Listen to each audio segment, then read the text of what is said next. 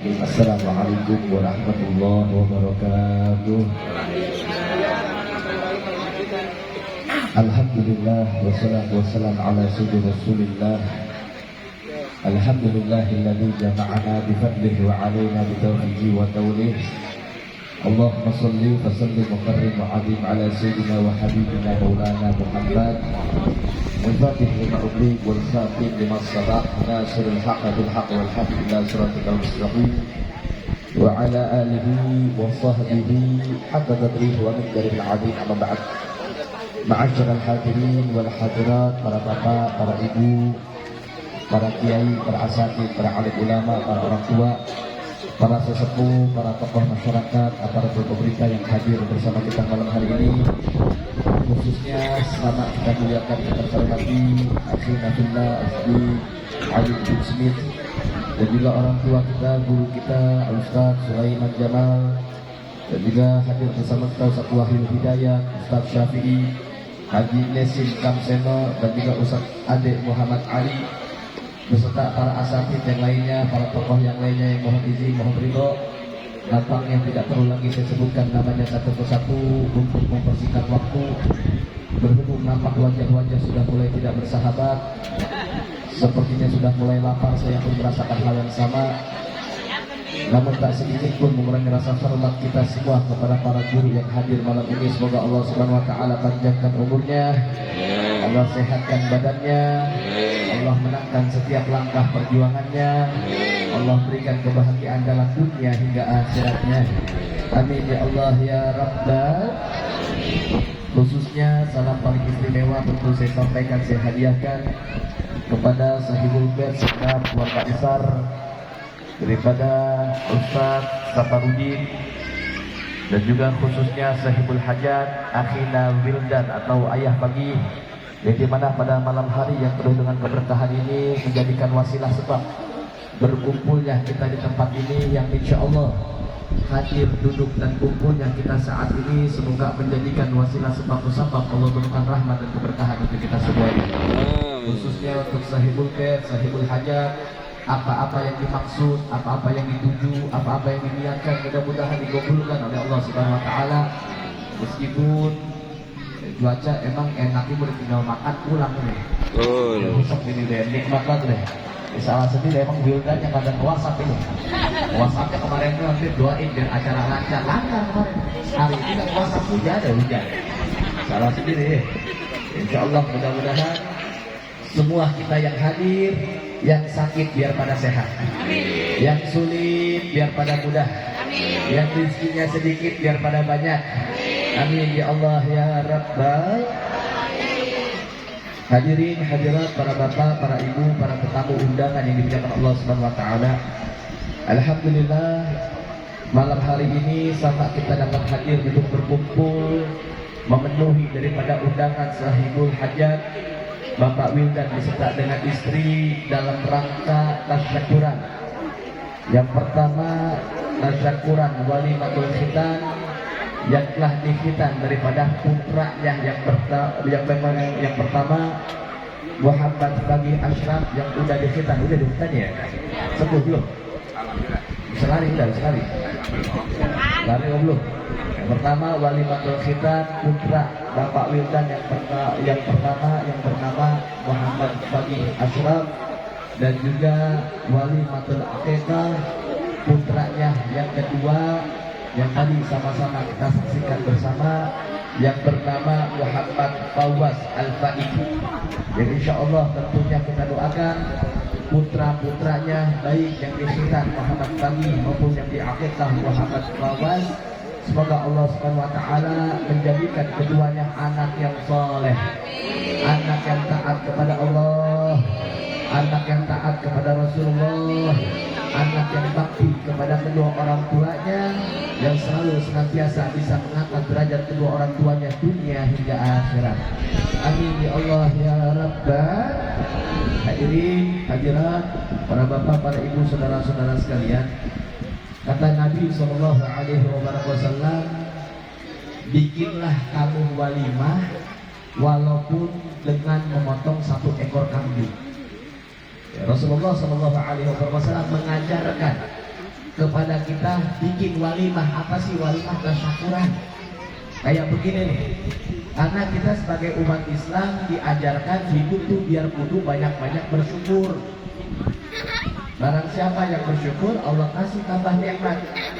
Tapi yang kufur, jangankan nikmat, apa yang udah didapatkan, apa yang udah dimiliki, bakal Allah cabut keberkahannya. Terkadang kita hidup manusia zaman sekarang nih, apalagi tempo-tempo. Orang kita kebanyakan ngeluhnya apa kebanyakan syukurnya? Kebanyakan ngeluhnya apa syukurnya? Lihat mata kan modelannya nih. Ya sedangkan kita diajarkan biar hidup kudu banyak-banyak bersyukur.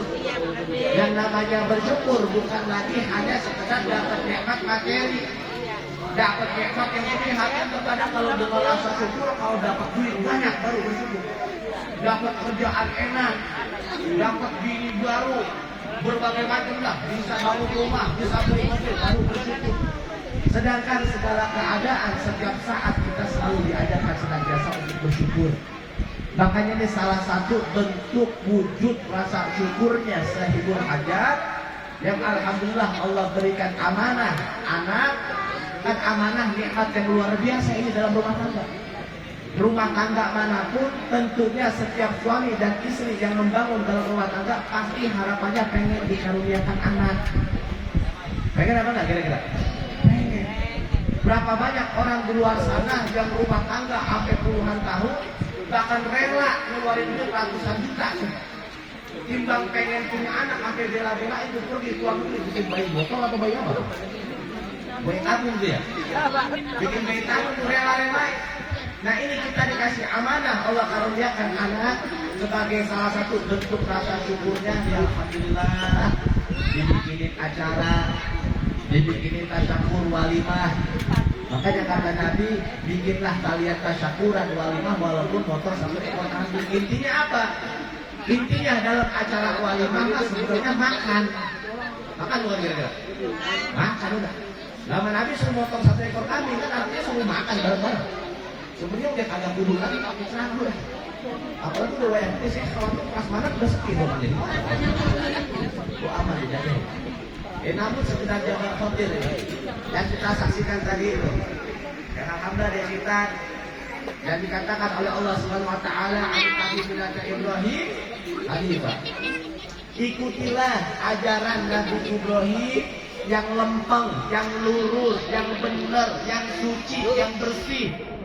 Karena kalau kita pengen ngomongin khitan, pertama kali yang melaksanakan daripada khitan ataupun sunat adalah Nabi Ibrahim alaihissalam. Sehingga kata Nabi sallallahu alaihi wasallam dikatakan khamsun minal fitrah. Ada 5 kebersihan dalam Islam nih, indahnya Nabi kita Muhammad. Ya makanya Allah Subhanahu wa taala memerintahkan untuk kita ikutin Nabi Muhammad. Apa-apa yang diajarin sama Nabi ikutin. Apa-apa yang dilarang sama Nabi tinggalin. Karena Nabi Shallallahu Alaihi Wasallam tidak mengajarkan kepada kita hanya sekedar urusan ibadah doang, enggak. Semua segala aspek dalam kehidupan kita semuanya diajarin oleh Nabi Muhammad. Apa kata para sahabat, urusan bab kamar mandi diajarin oleh Rasulullah. Sedangkan lagi Islam mengajarkan kebersihan menjadi suatu kewajiban. Kata Nabi ada 5 kebersihan dalam Islam. Yang pertama wajib, yang 4 sunnah. Tuh. Ini umat Islam biar tahu nih, umat Islam kudu bersih, umat Islam kudu wangi, umat Islam kudu baik. Anak Nabi Muhammad selalu menjaga penampilannya. Rasulullah Shallallahu Alaihi Wasallam selalu menjaga kebersihannya, bahkan kebersihan sebagian daripada iman. Kata Nabi yang pertama yang wajib khitan. Ya khitan itu suatu kewajiban bagi siapa? Bagi muslimin dan juga muslimat, laki-laki, perempuan semuanya wajib untuk sunat. Laki-laki atau perempuan wajib buat sunat ya.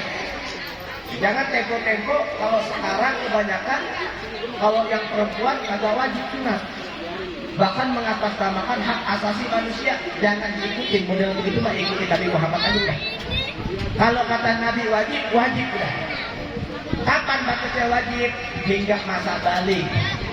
Ya, kalau sebelum balik sunnah hukumnya, makanya lebih bagus sebelum balik dia untuk dilaksanakan khitan biar disunat. Karena kalau dia udah balik, maka salah satu syarat daripada sahnya sholat adalah bersih daripada najis. Kalau udah balik tapi belum disunat, maka sholatnya tidak sah. Laki-laki atau perempuan beda kalau perempuan. Kalau sunat wajib laki-laki atau perempuan. Kalau apalagi kalau udah balik wajib. Tapi kalau perempuan kalau udah balik mah agak wajib. Umpamanya ada laki-laki umur 25 tahun, Allah berikan hidayah, masuk dia ke dalam Islam. Masuk Islam, Allah kasih hidayah, dia masuk Islam tuh. Ketika dia masuk Islam mengucapkan 2 kalimat syahadat, kan wajib sholat tuh. Nah sebelum diwajibkannya dia untuk mengerjakan sholat, maka wajib dia untuk mengerjakan khitan, untuk disunat. Biar kata udah 25 tahun, bagian biar ada awetnya. Biar kata rada susah, rada keras, wajib disunat kalau laki-laki kan.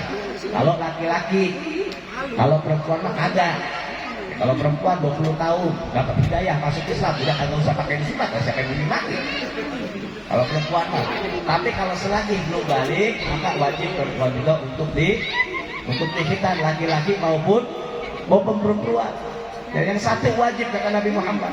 Sedangkan 4 kebersihan yang lain sunnah.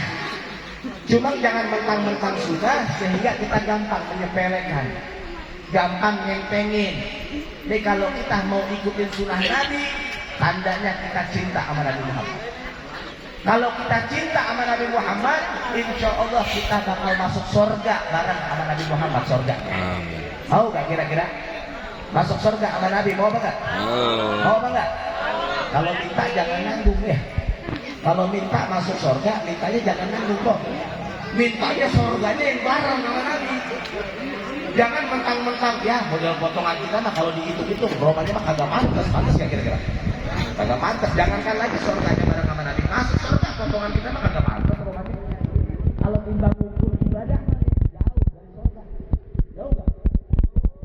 Tapi rahmat Allah wasi luas. Kalau minta jangan nanggung, ya Allah saya minta masuk surga yang surganya bareng sama Nabi. Mintanya begitu jangan nanggung. Jangan kaget dah. Surganya beda deh, yang penting masuk surga apa? Bagian harta dipakai surga nggak apa? Walaupun di terasnya surga nggak apa? Jangan bahlul udah begitu. Bahlul lah. Bahlul. Orang zaman sekarang terkadang kayak pengen ngambil simbolnya. Al-Imam Al-Qutb Al-Habib Ali bin Muhammad bin Husain Al-Habsyi, pengarang kitab Qaulus Quduron, yang memiliki kecintaan yang udah luar biasa sama Nabi. Kita bukannya nggak bisa, kita juga bisa kalau mau. Kata Habib Ali Habsyi, bijanati masyaqani min wasifiha ila likunil hubbi fiha khaimah.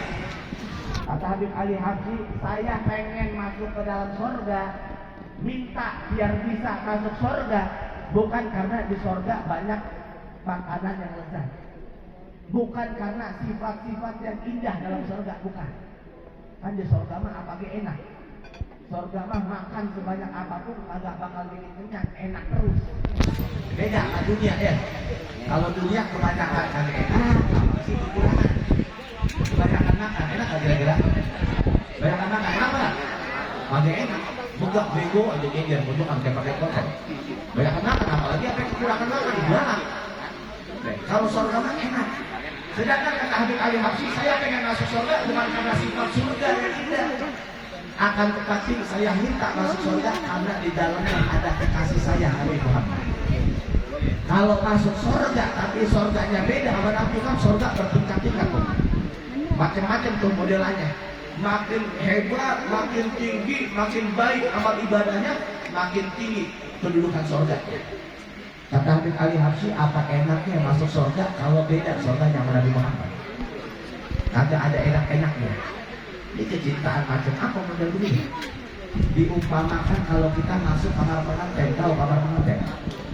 Itu kamar pengantin dihias, didekor, dikasih kembang, dikasih wewangian, kasur ampe yang baru, spray ampe yang baru, ditaburi kembang ampe, indah banget kamar pengantin. Indah gak kamar pengantin? Tapi kita masuk kamar pengantin yang udah dihias, ada pengantinnya, enak apa enggak? Enak apa enggak? kagak ada enaknya. Begitu umpama masuk surga, kagak ada Nabi Muhammad dalam surganya, beda. Maka hidupin sunnahnya Nabi ini. Walaupun kata sunnah, kalau kita hidupin berarti kita cinta sama Nabi. Cinta sama Nabi, insya Allah kita bisa bareng sama Nabi nanti masuk dalam surga Allah yang benar-benar kenikmatan. Jadi antara lain sunnah-sunnah kebersihan dalam Islam. Ya, ringkas saya cepat ya untuk mempersingkat waktu. Di antara lain saya urut, saya pengen taruh terakhir. Di antara lain salah satunya kata Nabi SAW bentuk kebersihan dalam Islam. Apa di antara lain? Membersihkan atau mencukur daripada bulu ketiak. Diajarin sama Rasulullah. Sampai urusan kebersihan kita Pak diajarin sama Nabi Muhammad. Bersihin tuh namanya bulu ketiak. Tahu bulu ketiak? Tahu? Bulu ketek. Tuh bersihin tuh. Karena sarangnya sumber bau badan tuh ada di bulu ketiak. Bersihin kalau bisa dicabut. Tapi kata Imam Syafi'i saya agak kuat menahan rasa sakit kalau dicabut dikerok atau apa. Mau dipacu lagi boleh. Yang penting bersihin jangan sampai dirawat. Dia terkadang bulu ketek panjang banget, jambung banget. Segala macam biawak, kecoa pada nyangkut semuanya di situ berebus, baunya kagak enak. Enak gak kira-kira? Gak enak. Apalagi dia sholat kagak nanti, bikin yang lain kagak kusuk tuh diajarin sama Nabi. Kebersihan tuh Rasulullah ngajarin kebersihan. Umat Islam kudu bersih. Umat Islam kudu jaga penampilan. Berapa banyak orang di luar sana yang mendapatkan hidayah hanya karena melihat penampilan umat Islam. Sayyidil Habib Umar bin Muhammad bin Salim bin Habib, beliau ketika dakwah di Afrika, keluar dari tempat dakwah, keluar dari masjid, ada beberapa orang yang ngikutin beliau minta masuk Islam di tangannya beliau. Ketika ditanya, kenapa kamu pengen masuk Islam? Apa kamu mendengar ceramahnya Habib Umar? Kata ini orang, enggak. Saya hanya melihat penampilannya ini orang. Penampilannya baik, indah dan rapi. Saya yakin pasti ajarannya baik, benar dan rapi. Karena lihat penampilan Allah jadikan sebab mendapatkan hidayah orang lain. Kita juga perlu begitu. Biar rapi ini jangan karena dia yang belum ngaji, tempo-tempo yang udah ngaji sama penampilan suka asal-asalan. Ya giliran buat ngurusin pakaian, urusan ngaji, urusan sholat, baju koko dari warna putih kalau belum berubah, kalau bulunya belum ganti-ganti itu koko. Giliran buat kondangan, batik sampai pada kincolon bener. Urusan ibadah, urusan ngaji, rada kurang terjaga. Itu diajarin sampai sumber bau badan dibersihin, suruh bersihin kata Nabi Muhammad. Yang kedua, sunnah kebersihan dalam Islam, rapihin kumis. Kata Nabi Muhammad, rapihin kumis. Kumis biar rapi. Bukannya nggak boleh, biar kumis boleh, tapi biar rapi. Ya, punya kumis jangan sampai kagak diurus. Ada tempo-tempo kumis sampai buang-buang banget, sampai lebih bagus bibir, sampai tebel banget kayak udah bulu. Kata Nabi jangan sampai ngelebihin batas bibir yang atas nih. Jangan melewatin batas bibir yang merah. Kumis kalau udah melewatin batas bibir, gunting, rapihin. Apalagi kalau perempuan ada yang kumisan. Ada nggak perempuan kumisan? Perempuan kalau kumisan krop. Itu diajarin sama Rasulullah. Kenapa sih Bang? Karena dulu kebiasaan orang-orang Yahudi, supaya melihara kumis sama jenggot ada kelebihan. Dulu makanya Nabi katakan berbedalah kalian dari Yahudi. Akhirnya Nabi melihara jenggot dan bewok, yakin. Ya selagi kita melihara jenggot atau melihara bewok, yakin ngikutin Nabi, insya Allah selama itu jenggot nempel gak berpahala. Mina. Tapi kalau urut, kalau pantas jangan sampai maksa. Terkadang ada orang maksa lah, ya itu mau timbang jenggot 5 lembar. Timbang 5 biji sampai maksa bang, sampai panjang. Kalau pantas, kalau kata pantas jangan. Cuma itu salah satu bentuk kebersihan, rapihin, kumis. Dan juga selanjutnya mohon maaf, dikatakan salah satu kebersihan dalam Islam dikatakan membersihkan daripada bulu kemaluan, laki-laki ataupun perempuan. Wah Habib jorok nih, otak saya jorok. Ini diajarin sama Nabi nih. Roklin. Diajarin biar rapi, biar bersih. Mohon maaf Pak, jangan lagi urusan cebok diajarin sama Rasulullah. Koret. Hati-hati orang cara ceboknya salah, akhirnya dia wudhunya kagak sah, akhirnya dia sholatnya kagak sah. Selesai sholat dia doa, munajat minta sama Allah, ya Allah hayang itu. Kamu menurut wal qabul bisa wal qabul. Kenapa sebab? Karena sholatnya kagak sah. Kenapa sholatnya kagak sah? Karena wudhunya kagak sah. Kenapa wudhunya kagak sah? Karena ceboknya kagak bersih. bersih. Kenapa cebok kita bersih? Karena nggak tahu ilmunya, nggak mau hadir di majlis ilmu sehingga nggak tahu, sangkanya sholatnya dia udah bener, sangkanya wudhunya dia udah bener, padahal gara-gara cebok berapa banyak orang yang saat ini terkubur. Cebokin. Saya mendapatkan adab dan siksa karena sebab Hasan, ceboknya selama hidup cebok lah. diajarin ke orang. Ya, makanya hadir, pengajian hadir. Kita tuh jangan bahkan kalau kita fikih Pak Muhammad, kalau kita belajar kita fikih itu kebanyakan mayoritas pasti diawali dengan bab bersuci. Paling penting itu bersuci dulu, bersih dulu diri, baru ibadah yang lain masuk. Jadi cebok kagak rapi dia sholat, cebok kagak rapi dia baca Quran, sangkanya pahala besar. Padahal Allah SWT kosong, kagak ada apa-apanya karena sebab ibadah tanpa ilmu, pakai daripada ngaji. Dan juga yang terakhir, di antara salah satu sunnah kebersihan dalam Islam, sengaja saya taruh di akhir karena masih banyak nih kita lihat, bahkan teman-teman yang ada di majlis bahkan jangan kalian karena ada majlis masih takut dah, dia udah tahu kita ada anak majlis. Kata Nabi, potong kuku, anda kebersihan Islam. Banyak nggak umat Islam kukunya pada panjang? Banyak nggak? Ngikutin hewan tuh kasabah, menyerupai hewan karena boleh. Kata Rasulullah, potong kuku, ikutin dah. Kata Nabi, kalau Rasulullah Shallallahu Alaihi Wasallam, "Kullu ummati yadkhuluna jannah illa man aba." Semua umatku bakal masuk surga kecuali yang kagak mau. Emang ada yang kagak mau masuk surga? Ada. Siapa yang mau masuk surga? Sampai kata Rasulullah, nanti ada golongan sebagian umatku yang masuk surganya diseret, dipaksa. Kenapa sebab dia kagak mau masuk surga? Karena kagak mau taat sama Nabi Muhammad. Udah apa-apa yang diajarin sama Nabi ikutin udah.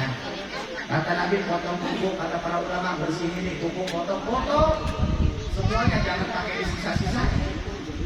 Terkadang kuku dipotong disisain kelingking doang, ada kelingking dua panjang. Buat apa itu? Buat mobil dari gampang. Potong timbang mobil, bikin jadi teman. Sama. Terkadang lagi ada yang jempol doang tuh. Mohon maaf nih, biasanya yang cuma servis HP tuh. Saya berapa kali kalau nemuin tukang servis HP pasti jempolnya berpanjang. Saya tanya buat apa itu? Biar gampang deh nyongkakan sininya. Kayak ada alat lain aja. Potong, nggak boleh itu. Sampai ulama ngajarin nih cara motongnya, guru-guru kita sampai ngajarin potong kuku yang baik itu di hari Senin. Besok nih. Nggak hari Senin, hari Kamis. Nggak hari Kamis, di hari Jumat itu hari-hari yang bagus buat yang motong kuku. Diajarin, emang kenapa ya? Jangan pakai banyak nanya, udah ikutin aja. Ribet, kebanyakan nanya, diikutin kagak. Orang kan sekarang nanya doang nanya, dikit-dikit nanya, mana emang ada dalilnya? Ada dalilnya? Di warung makan aja juga kagak ada dalil. Enggak, dalil. Ada juga ya salah, cuma naik 12.000. Ikutin aja udah, jangan banyak nanya. Kalau sekarang banyakan ngetes ya, banyakan nanyanya. Sampai ada yang nanya sama saya, Dek, pintu surga ditarik apa didorong? Ya orang nanya pintu surga ditarik apa didorong? Orang kan geblok ini. Dia sangka surga itu malat kali. Agak pernah ke mall tuh model begitu. Mall referensi aja otomatis bos buka sendiri. Agak ditarik kalau didorong. Kita nyari pintu surga. Potong udah. Bahkan diajarin cara potong kuku yang bagus, yang baik. Dimulai dari tangan kanan, jari telunjuk. Dari tengah, jari manis, jari kelingking, lanjut ke kelingking sebelah kiri, ke jari manis sebelah kiri, jari telunjuk, jari tengah, jari telunjuk, jempol sebelah kiri, dan juga ditutup dengan jari jempol sebelah kanan. Terus diajarinnya begitu kita sama para ulama. Emang kenapa Beb? Ribet amat? Ikutin aja, udah ikutin. Jangan modal. Kalau nggak mau gimana Beb? Yang penting dipotong udah. Yang penting dipotong biar rapi. Karena Nabi SAW mengajarkan kepada kita semua kerapihan, kebersihan. Ya insya Allah kalau itu aja kita jaga, zahir kita jaga, insya Allah batin kita juga bakal dibersihkan sama Allah Subhanahu Wa Taala. Maka mudah-mudahan semua di antara kita yang hadir, penyakit-penyakit hati, kotoran-kotoran hati yang ada dalam diri kita, semoga Allah hapuskan semuanya. Sekali lagi kita doakan pada bapak bunda beserta anak istri, semoga Allah Subhanahu Wa Taala jadikan keluarga yang sakinah, keluarga yang mawaddah, keluarga yang warahmah, keluarga yang diberkahi, anak-anak yang sholihin dan sholehat, anak-anak yang banyak, anak-anak yang bisa mengangkat derajat kedua orang tuanya dunia hingga akhirat, khususnya Asina Muhammad Fagih dan keluarga Sultan, Ibu Akinah Muhammad Awas yang tadi akikah, semoga Allah Subhanahu wa taala berkahi daripada keduanya, khususnya dan juga umumnya bagi putra dan putri kita semuanya. Semoga Allah jadikan anak cucu keturunan kita anak-anak yang baik, yang taat, yang bisa membanggakan, membahagiakan, mengangkat derajat kedua orang tuanya dunia hingga akhirat. Amin ya Allah ya Rabbal Hadirin, hadirat, para bapak, para ibu, saudara-saudara sekalian, mungkin sedikit ini yang bisa saya sampaikan. Nampaknya sudah terlalu panjang di jalan malam, ini baru kehitan doang ibu akikah. Tapi berhubung khawatir nanti nasi untuk jadi rengginang, Allah kita cukupkan sampai di sini. Mudah-mudahan kita semua dimaafin sama Allah Subhanahu Wa Taala. Wassalamualaikum warahmatullahi wabarakatuh.